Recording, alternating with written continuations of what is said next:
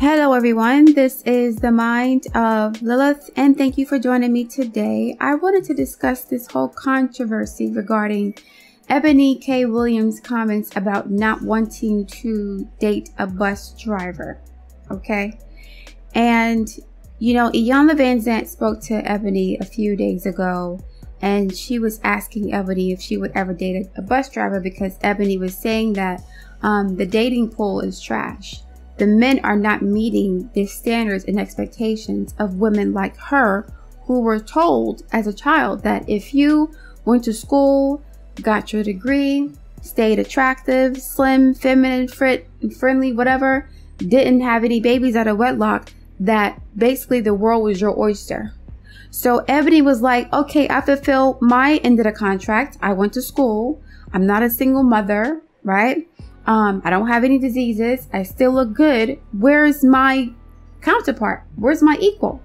I don't want to be with somebody who didn't work as hard as I did to become a lawyer, to become successful, to basically become the cream of the crop. I didn't bust my ass. That's what she was saying. Not verbatim, but I didn't bust my ass and do the best that I could to settle for somebody who did not work as hard as I did. Otherwise, they wouldn't be a bus driver. He has to own the bus company. I don't think that there's anything wrong with Ebony wanting to be with someone who's on her socioeconomic level, because we see what happens to a lot of black women who marry men who are not on their level economically or socially. We saw what happened with Mary J. Blige. We saw what happened with Wendy Williams. We saw what happened with Whitney Houston. When black women, I don't want to say married down, because to be honest, a man working is not a downgrade as long as he is working a job that he likes, like Iyanla Vanzant said. He's making an honest living. He's stable. He's consistent. He's a provider. I don't think that a bus driver is necessarily marrying down per se, but his earning potential is not going to be as high as Ebony Williams. She can make 6 figures to $1 million a year in her profession, while a bus driver will earn significantly less than that. And in this day and age, in the age of inflation and hyperinflation and recession, you know, you need 2 incomes to survive and to have a certain standard of living. And I believe in Ebony's mind, she feels like, I don't need a man to provide me with a lifestyle that I can afford myself based on my hard work, my sacrifices, my diligence, my intelligence. All the qualities that I bring to the table have garnered me opportunities that would make me the cream of the crop when it comes to socioeconomic status, earning potential, right? So she's like, why do I have to be with somebody who did not do as much as I did to become successful? Why do I have to settle for somebody who didn't work as hard as I did? And, you know, I can sense some frustration and contempt and some bitterness in that statement. A lot of black people, black women in particular, are told, or they're brainwashed, or they're conditioned into thinking that they have no value and they don't deserve respect if they don't have degrees, if they don't make a lot of money, if they're not famous. Like, there is conditional love. Black love is conditional love. I will only love you if you look like this, preferably biracial, Hispanic, Asian, partially white. I will only love you if you make me look good by being a model, by having lots of money. You being a black woman or a black man inherently is not enough for you to be worthy of respect. So a lot of black women have and black men too, but a lot of black women have internalized this resentment. Like, we have had to jump over all these hurdles to get the same amount of respect as a Hispanic or a white or an Asian woman who has nothing to offer but maybe a bachelor's degree or a high school diploma and a big booty and wavy hair. So a lot of black women feel like they may feel like they have to be super duper successful and productive to get the respect that other races of women get by default, right? A few months ago, I said that in the black community, there's resentment on both sides. Black men resent Black women for not being a status symbol, for not being a trophy. And Black women resent Black men for treating them as if they're disposable, as if they have to be perfect to deserve the same amount of respect as they would give another woman of a different race. Because when you are in a low value culture, or when your people have lower social status, everything becomes a tool or resource for advancement. So if you're a Black person but you have light eyes, or you're a Black person but you have wavy hair, or you're a Black person or you're light skinned, right? When you have low social power and you're of a lower caste, you have to use everything you have in your power to be deemed as valuable or worthy. And so the colorism thing comes into play, the featureism thing comes into play. And so, like Nick Cannon said, white women are a status symbol. Black women are the opposite of Black women, socially, culturally, phenotypically, the opposite. So Black women would not be a status symbol. And Black women, a lot of Black women go to school and they become successful because they want the respect of someone who is a status symbol. I'm going to get my degrees. I'm going to earn my money. I'm going to be successful. I'm going to become a boss, because bosses receive respect. Because I'm a Black woman, I have to work harder to get respect. So I'm going to bust my ass. I'm going to go to school, take out student loan debt, sacrifice my freedom, sacrifice relationships. I'm going to work extra hard to be successful so that I can get the same amount of respect as someone who does not have to work hard at all, as a preference, right?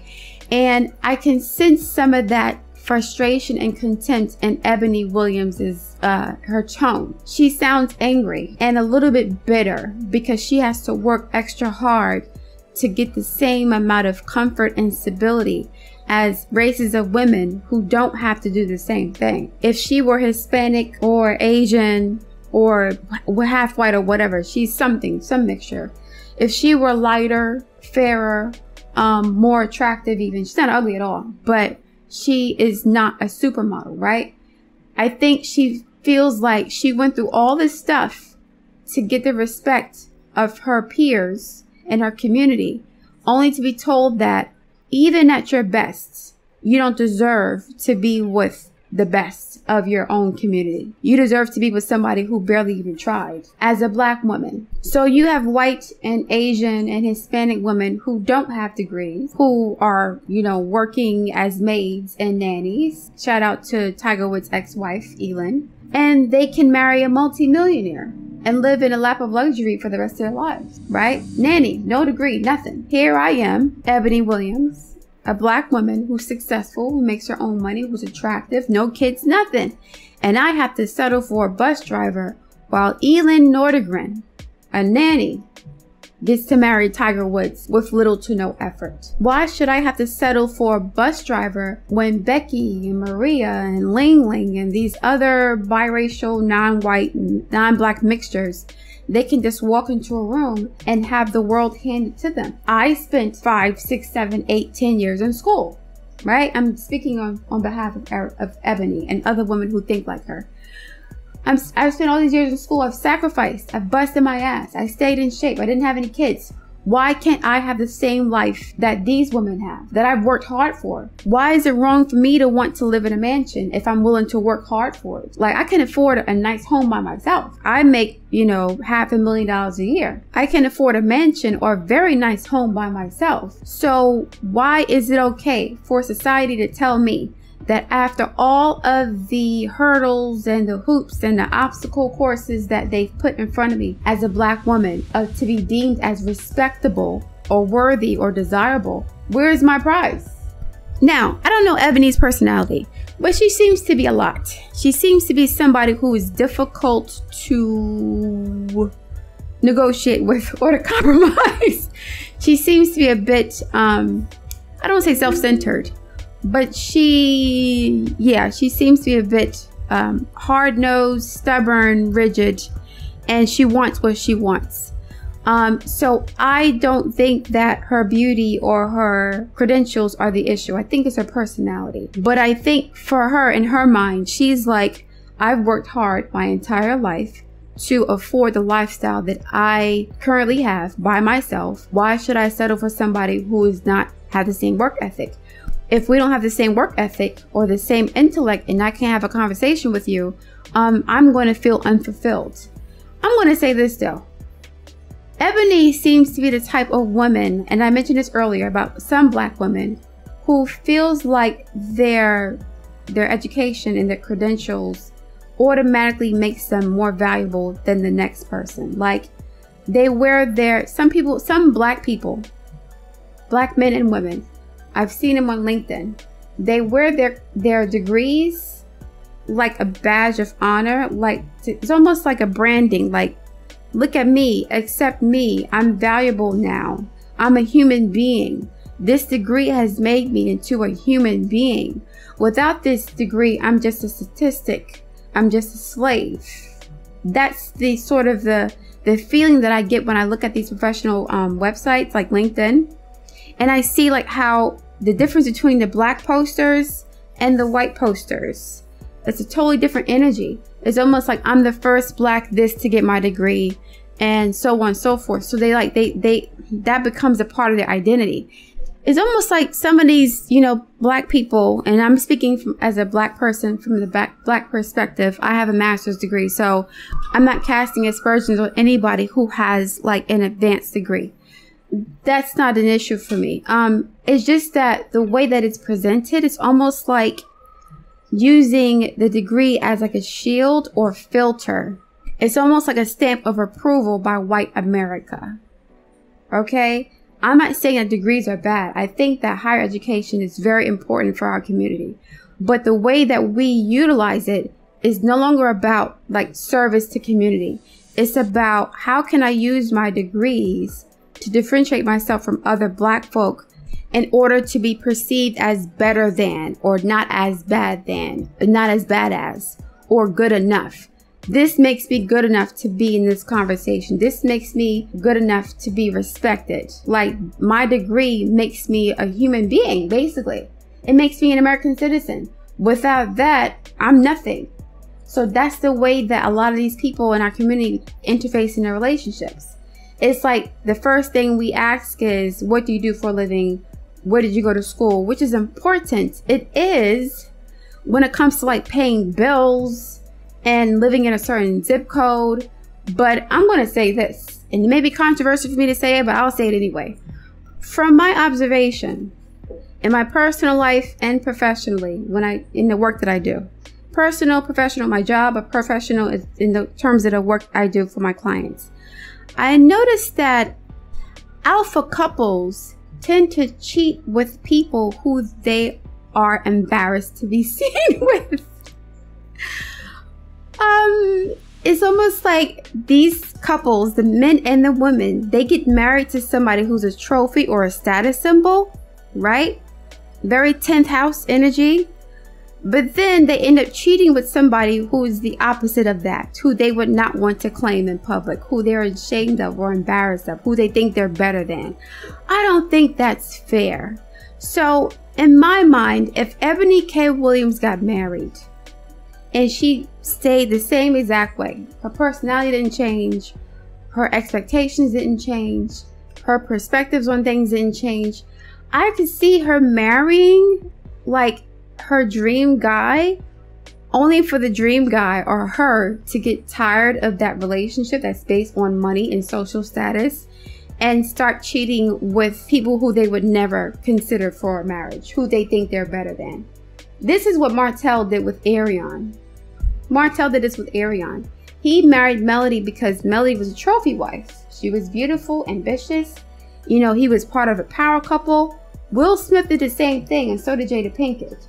So many married power couples cheat with people who they don't think deserve to be with them. I'm only with you because I'm not getting all my needs met at home. And because I'm used to always getting what I want, I'm going to step out of my marriage and cheat with somebody who I don't respect enough to claim publicly, who I would never even marry. A lot of these power couple people do this. They cheat with somebody who they look down on, who they would not consider worthy of marriage or relationship. A lot of them do it. A lot. It happens all the time. So it's almost like, yeah, you want your marriage to be a 10th house marriage, right? You don't want it to be a 7th house marriage or a 5th house marriage. You want it to be a marriage that is based on social status. When you have all your energies focused on one house, other houses are being neglected.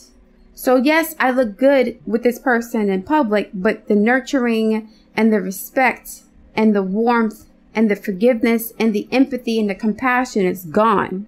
All I care about is how I look to other people. All I care about is how we look on social media. All I care about is the next raise, the next promotion, the next mountain to climb, right? Because it's about social status, how other people see you, the 10th house. Versus a relationship that's maybe 5th house oriented, focusing on creativity and children and fun. And, you know, not necessarily getting the approval of others per se, but like being a role model in a sense by not necessarily by what you do for a living, but by the way you engage and interact with each other. The amount of love and support and care and nurturing and forgiveness and empathy and compatibility you have with each other. 5th house stuff. Or the 7th house. How good are we at compromising, negotiating, harmonizing, you know, finding a balance between what I want and what you want. Versus the 10th house, which would be like the power couple, right? This is Martell and Melody, Wendy Williams and Kevin Hunter, a sort of kind of, Will Smith and Jada Pinkett. And so in those types of relationships, if somebody's not willing to take a back seat, they're not willing to be reasonable with their expectations and demands, then they're going to end up being alone at the end of the day, or they're going to get cheated on by somebody who they think they're better than. Why would you cheat with her? She doesn't have a degree. She doesn't have a job, or she's not that cute, or whatever. But she makes your partner feel good though. That's their value. And the same thing with men. I'm thinking about one of the couples in Married to Medicine. And, you know, the husband was cheating on his wife, who's a doctor, with somebody who's not even on that level, right? This is just somebody who is a regular girl. And basically, you know, this man cheating on his successful wife with a woman who he would not want to marry, who socially is beneath him, okay? This is why I have a problem with the dynamic. I think it's very selfish for someone to overlook potential relationship partners because they don't have a certain status or income level, only to cheat on their successful partner years down the line with someone that they were not willing to give a chance to when they were dating and single and not married. It's like, that's not fair. That's being greedy. That's like being greedy and unfair. You want to be on the red carpets. You want all the praise and the accolades from society. Oh my God, it's the perfect couple. You guys look so good together. You're so perfect. But then behind closed doors, you also want to be with somebody who worships you and puts you on a pedestal while you look down on them and say, you're not good enough to be my spouse. I'm just with you for fun. I'm just using you because the person I chose is not giving me everything that I want. And I was okay with that person not giving me everything I want because they made me look good to other people. Society said I was supposed to be with somebody who was rich, who was handsome, who was successful, and 1, 2, 3, 4, 5. But this person is emotionally immature. This person is irrational. This person is a womanizer. This person is selfish. They don't compromise. But it's all good because I get to have lots of money and live in this big ass mansion.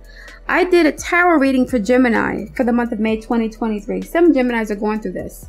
They are staying in a relationship with somebody based on social conditioning. And, you know, before they were cool with their husband being a cheater and a womanizer or a liar, as long as they got to stay in the house, in the car, and they got to go to events together. They like the optics of being a part of a power couple. And Geminis for the month of May may be changing their mind about that, about their perspectives on relationships. A lot of Geminis are learning not to compromise their integrity for the sake of public appearances. So they're leaving relationships with men who they're not compatible with otherwise, but they look good on paper because they realize that they're not happy. It's toxic to be with someone who doesn't respect you, who doesn't honor you, who cheats on you, all for the sake of having security. Some of you guys were okay with that at first, but you're not okay with it now. Mercury's retrograde. You're rethinking that situation, okay? Why you're rethinking it, I don't know. Wait, isn't Ebony K. Williams a Virgo? Mercury rules Virgo, so she may be rethinking her relationship ideals and expectations as well, right? But Ebony did say that she did not want to adhere to the bigotry of low expectations, saying that black men are only good enough to be bus drivers.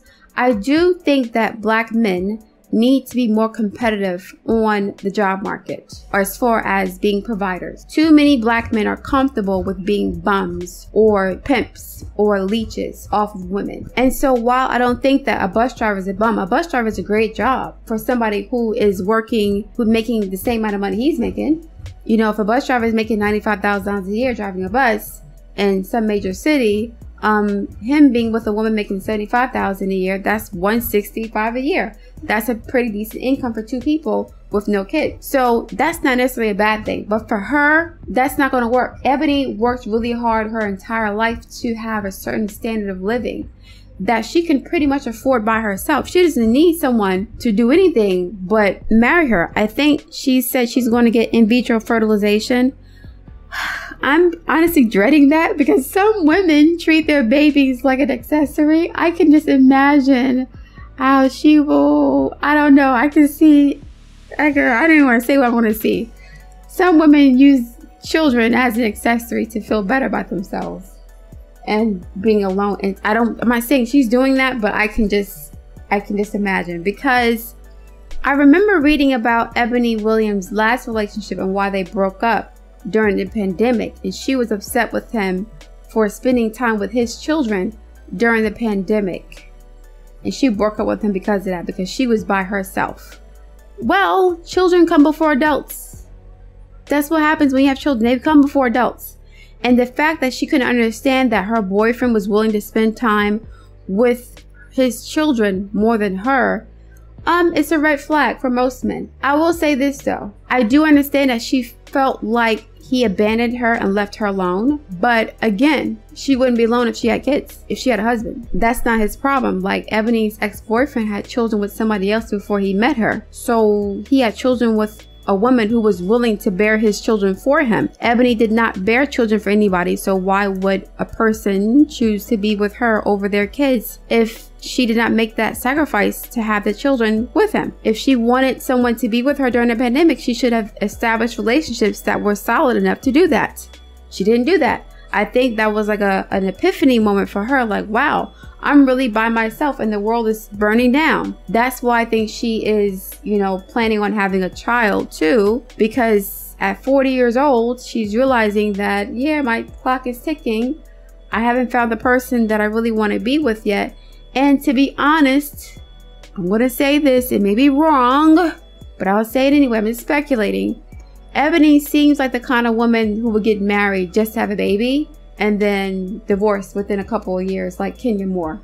Like, I just wanted you to get me pregnant in wedlock. I didn't want to be a single mother, so let me jump on some man that I just met a few weeks ago, months ago, or a year ago, have his baby real quick, and then, oh, we're not compatible, and then, well, I got the baby anyway. A lot of women do that at a certain age, period. Not all women do that, but a lot of women who don't have children by a certain age, they find any old penis, Tyrone man, that they would have overlooked years ago to get married too quickly and have a baby for, and then they're done with them in a couple of years because they were never compatible anyway. The woman just wanted to have a baby in wedlock. That happens a lot with alpha controlling women. It's not always the case, but it's true a lot of times. So just to recap this, I don't necessarily have a problem with Ebony having standards for a relationship. My issue is that a lot of people in Ebony's position, a lot of black people in general, they use their credentials and their money to look down on other black people who don't have the same accomplishments or success. And it's not just the bums and the drug dealers, like all black people who don't have that level. So it's like a bus driver has a good job. He has benefits. He takes care of his home and his family, but you are not on my level socially. It's almost like black people use their credentials and their money as a status symbol because we don't have status any other way. We don't have status based on our appearance. We don't have status based on our race. We don't have status based on our culture. The black race is at the bottom socioeconomically. So what black men do, and black women do too though, What black people are doing now is they're opting out of relationships with each other to marry their jobs, which give them more respect and status and esteem than a relationship would, or they're marrying other races of people who can give them the children that they can live through vicariously, so they can get praise and respect from other people. Like a lot of black people, and I'm not saying all, a lot of black people with biracial children, they soak in the attention that society gives their biracial child. Oh my God, they're so pretty. Look at their light eyes. Look at their wavy hair, right? They don't look too black. They look just white enough to pass, or they look just white enough to get the respect that you couldn't get as a black person. Congratulations, you've succeeded. Now you're worthy of respect because you have had a child with somebody who can elevate your race. Hispanics do this a lot. I'm keeping it 100, okay? I'm keeping it 1,000 actually. A lot of black people feel like their credentials and their degrees and their jobs give them a higher level of status that garners more respect from the public. And a lot of us, when we get more respect, it kind of goes to our heads a little bit. We get kind of big-headed because we're not used to receiving respect. So a lot of us use our high position to look down on other black people to feel more empowered, to feel more human, to feel more valuable. So in order for me to feel more valuable and to get more respect, I have to look down on other black folks. I have to distinguish myself from them. A lot of black immigrants do this from the Caribbean and Africa. Not all of them, but many of them do. Rule number 1, don't be like those black people. Hispanics do the same thing. Don't be like those black people. And if you're a black person within the black race, how do you distinguish yourself from other black people? Oh, your complexion, your hair texture, your income level, who you have children with, right? You don't want to have a child with somebody that's too dark or too black.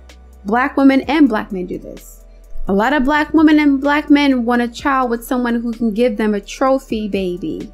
The mixed race child who gets preferential treatment from other black men and women. Black men and black women both do this. It's not just black men who practice colorism. Black women do it too. Absolutely. Because as I said earlier, when you are a group of people who have low social power, you need to use anything that you have, any resource that you have to elevate your social status. And sometimes having a baby by a white person or a non-black person elevates your social status because now your biracial, your mixed child will be afforded opportunities that you could never have access to because you're too dark, you're too African looking, you're too black, or you're too whatever. So a lot of our people, men and women, have contempt for their own race. And the contempt, it shows up as classism. So a black bus driver is worse than a white drug addict with no job, because at least a white drug addict with no job can give you a biracial baby that you can live through vicariously. A black man can't give you that. He can't elevate your social status. I mean, even if he's loyal to you, even if he's faithful, even if he is a protector and a provider, he still can't give you that social cachet. He can't elevate your status. He cannot as a bus driver because he's still black. The same thing with black women having to go through this. Even though you have all these credentials and you're beautiful and you're successful and you make lots of money, you still can't give your black partner a status baby or a trophy baby, right? A baby that everybody worships and fawns all over because they don't look as black as you do. So I'm going to have higher expectations and standards for black men and black women because I want to be with somebody who elevates my social status. This is not all black people doing this, but only 25% of black women are married. So I honestly think that a lot of black people have contempt for each other to the point where we don't respect each other. And we think that marrying each other in any capacity is dating down or marrying down. It's not always about how much money we make. There are lots of black women who make tons of money. But how will my children look if I have a child with you? If you're a black woman or a black man with darker skin and kinky hair and African features, so to speak, how will our children look? That determines your desirability on the market. Doesn't matter your degree, doesn't matter your credentials, doesn't matter your station. So Ebony Williams, in my opinion, her issue is not just with the income level. That's a part of it. I honestly feel like, this is just me speculating, but I feel like she, like many other Black men and women, need to be married to somebody who everybody else respects. A trophy, a status symbol, a trophy based on how he looks, or a trophy based on how much money he makes, right? And so, yeah, I would not want Ebony to marry a bus driver. She would make his life a living hell. That's what I think. I think she would have so much contempt for him. Like, why are you so lazy? You know, why aren't you trying to get promotion? Why are you, like, she would be in his ass to do better and to do more. Yeah, and he would end up cheating on her with somebody who is not as successful. I would not want Ebony with a bus driver. He needs to be with somebody who is blue collar or pink collar, just like he is, or even white collar, nurse, right? Or pink nurse to pink collar, white collar, nurse to pink collar. Yeah, nurse makes $150,000 a year. Bus driver makes about $100,000 a year. That's a better match. They're both in the service industry, but entertainment and like the higher professional white collar professionals, they need to be with each other, because it's a different mentality and mindset. Like, you're not going to go to school for all those years just to have what you would consider a mediocre life. That's what Ebony considers a regular middle class life, as mediocre. She wants the best of the best of the best. And there's nothing wrong with that. But she needs to make sure that she's the best woman for the best man that she's looking for. So she may have everything on paper, yes. But are you selfish? Are you insecure? Are you self-centered? Are you mean? Are you cruel? Are you uncompromising? Are you miserable? Are you bitter? You're going to get cheated on by somebody who you look down on. How dare you cheat on me with her? She has nothing to offer. She's a bum. She's a hoe. She's a whatever. But she has something you don't, right? People only cheat when they feel like something's missing. And in these power couples, what's usually missing is like a lack of empathy, a lack of emotional connection, a lack of time, energy, and effort spent with each other. Like, a lot of these successful people are married to the idea of being married, or they're more attracted to the idea of marriage versus like the actual management of the relationship. That's why so many successful people get divorced, because they like the idea, the optics of marriage, but they don't want to deal with like the actual reality of maintaining a relationship. And, you know, I remember Jada Pinkett saying that when she first got married to Will, she was so miserable. Here they are, the power couple, beautiful couple, both of them successful in their own right. And she said she never wanted to get married. Will wanted to get married. Will wanted this perfect cookie cutter image of a relationship. And Jada was not about that life. Jada was more so independent. She was like, I'm cool with us like dating or whatever, but marriage wasn't something that she was looking forward to. It made her miserable. She didn't want to get married, right? Because she knew that Will Smith was like the power couple kind of guy. I want a trophy on my arm. And Jada Pinkett didn't feel like a trophy. She felt insecure. Like, she felt unworthy of Will's love. She became an alcoholic to an extent. And she was all that issue, but then she felt unfulfilled. She started dating August Alsina, somebody 20 years younger, not as much money, not as successful, but he was a good old time. And she wasn't going to let go of her money bag. She wasn't going to let go of her power couple status to be with August. She just used him for his Venus. Just like Will Smith used the women that he's sleeping with for their private parts. Because like a lot of married power couples, they are concerned more about the optics than the actual connection. Are we compatible? Do we have the same goals and ideals and dreams? Are our temperaments compatible? Can we compromise? Do we like each other? Do we respect each other? And I honestly think that if Ebony doesn't get her mind right, you know, I think she can find somebody who she's looking for, but that relationship will end up being miserable. And then she'll end up writing a book 5 years later. Now I know better. I didn't know that's what marriage was about.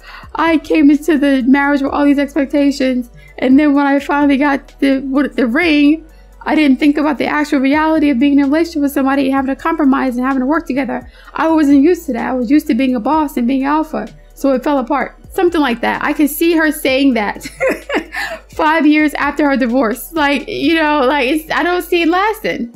I would not want her to marry a bus driver. She's too rough, brutal, harsh, cold. indifferent, arrogant, not a bad person, very smart, but it's like head over heart kind of thing. And a lot of men, they don't want to be married to a talking head. They want to be married to a woman's heart in a sense. So it's like your heart is attached to how I make you look, the optics of the relationship, not how compatible we are in actuality. So as long as I make you look good, you respect me. As soon as I falter, I fail, or I make a mistake, or I don't do what you want me to do, it's, World War III. I got to break up with you because you're spending time with your children instead of me during a pandemic. I should be the most important person in your life. Not your children, not your flesh and blood. Me, the person who will drop you like a hot potato because you have other priorities. I should be your priority. I'm going to say this. If you're with a successful man who has his own money and he has his own thing going on, you are not going to be his priority. His priority is going to be managing his success, staying on top of his profession, going to work, right? Becoming more successful, being more ambitious. I'm thinking about Carmelo Anthony and what's her name? Lala Anthony now.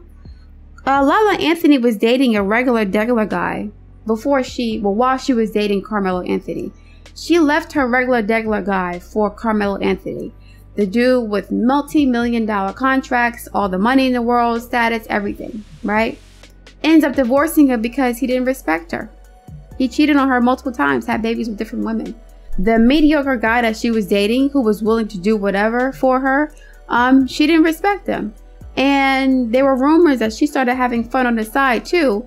And not fun with men on her level, fun with men on the level of the man that she broke up with to be with Carmelo Anthony. So a lot of these successful power couples end up cheating with people who they don't respect or who they don't feel are worthy of being married to. They look down on these people. That's why I say you should never cheat with anybody. Don't cheat with a mediocre man. Don't cheat with a successful man. Do not be anybody's side piece because they're going to use you to feel more comfortable in the marriage with the person that they chose, that they preferred, that they put on a pedestal above all others, right? You have all the qualities that I want. You look good. You make me look good. Let's get married. Forget core compatibility. Forget harmony and balance and negotiation and compromise and communication and love and nurturing and support and sacrifice. Forget all that. We look good together. So I love you. And then 5-6 years later, somebody's bored and they want a real emotional sexual connection with somebody who they would not even consider marrying or dating. That's not fair. Married people, stop doing that. Stop cheating on your husband or your wife with somebody who you are ashamed to claim in public. Don't do that. That's not fair. That's being selfish and inconsiderate. Okay? All right, guys, I'm going to leave it there. I'm going to post my soul tie relationship commentary tomorrow in time for the full moon in Scorpio. A lot of you guys need to let go of these toxic relationships that have been going on for sometimes 18 years. Okay? All right, guys, look forward to video feedback. Please like, share, and subscribe, and I will speak to you soon.